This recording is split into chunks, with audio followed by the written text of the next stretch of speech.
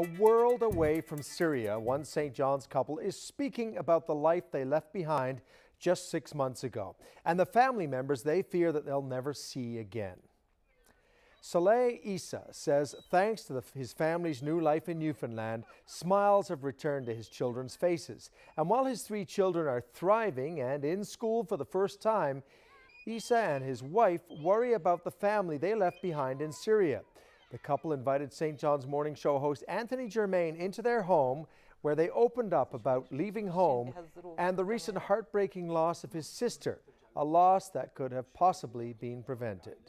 People think, we see people from Syria come here and think, oh, they're so lucky to be coming to Canada. And many of us forget that you're leaving behind a home, a neighborhood, friends, family, neighbors. What do you leave behind when you leave a country like Syria? Of course, it's very hard. You're leaving behind your family, your relatives, your home, your neighborhood. You're leaving everything behind. But at the end, one's life is what really matters. So you have to think of your family, and you have to think of taking them to safety. In Syria, whoever doesn't die from the bombing, people are dying from hunger, people are dying from lack of medicines, small children are dying because there is no milk.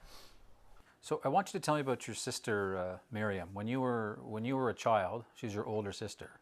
What was she like? For as long as I can remember, she was already married, so we didn't have a lot of time growing up together. But she was a very kind and caring sister. She was very loving towards everyone. She raised a wonderful family. Her family is big as well, and all of her children just graduated from the university, but unfortunately, because of the war, they've had to flee in different directions. Right, so your sister has a heart problem, and obviously during a war situation, it's very difficult to get the care you need. What happened to her?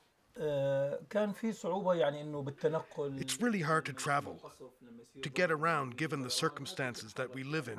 If there is bombing, the airplanes are shelling, so you can't go anywhere. Even if you're trying to pay any amount, no one would even take you because of the high risks involved. So you just have to bear with it, and you just have to pray that you're going to be okay. My son had an operation on his eye in Aleppo, and the doctor who performed it asked us to come back 3 months later for another operation. 3 months later, there was no one there. The doctors were all gone. What did you learn about how your sister came to die? I spoke to my brother, who told me that they tried to get her to a hospital. By the time they reached the first hospital, they found out it didn't have any of the supplies, the most basic ones. It didn't even have the oxygen that she needed, so she had to be sent to another one further away. She didn't make it. She died on the way.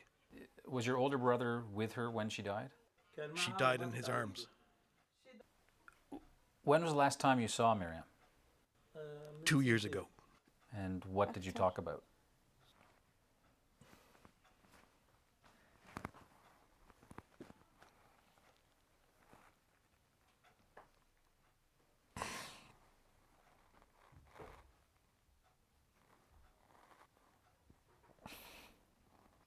I know this is very difficult for you, but tell me about the last time you saw your sister and what you talked about. The vast majority of the conversation had to do with the war and what's going on. We were just praying and wishing that it would come to an end and that things might calm down and everyone who had to flee might be able to come back. We were talking about that and how we were hoping these people might come back and things might calm down. And why did your sister stay in Syria? Why didn't she try to leave like you did? My sister has a big family, and most of her younger children, they fled. The ones who were able to were encouraged to flee, so she has a number of children who went to Lebanon, another few of her children went to Turkey, but she has heart problems, and it was a very difficult journey to leave. People had to be smuggled out, and they had to go through very difficult circumstances. They had to crawl. It was very risky and very dangerous, and she wasn't able to make that trip. Sometimes it's important to put a face on a war because people become numbers. How many Maryams are there in Syria? Half of Syria might be living through similar circumstances. The situation is very difficult. You have no idea at what moment you're going to die. My cousin is a doctor. He graduated medicine in Russia and was doing his specialization in Damascus. Injured people came into the hospital. He went out to meet the injured and a bomb fell and he died. He was a young man. He'd just gotten married.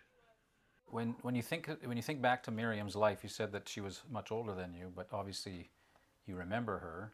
What's your favorite memory of Maryam?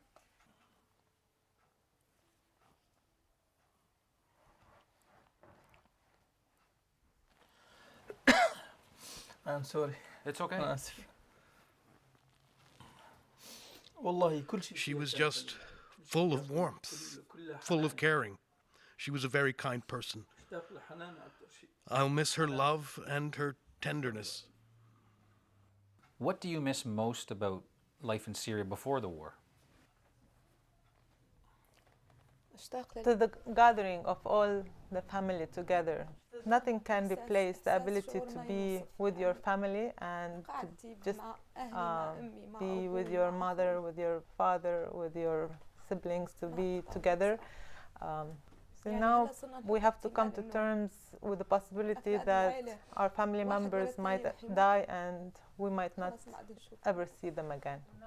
I want to say thank you very much to you, to your channel, to the very warm and welcoming Canadian people, to the people of Newfoundland, to the government of Justin Trudeau, for helping us come to safety, for bringing back the smiles to our children's faces.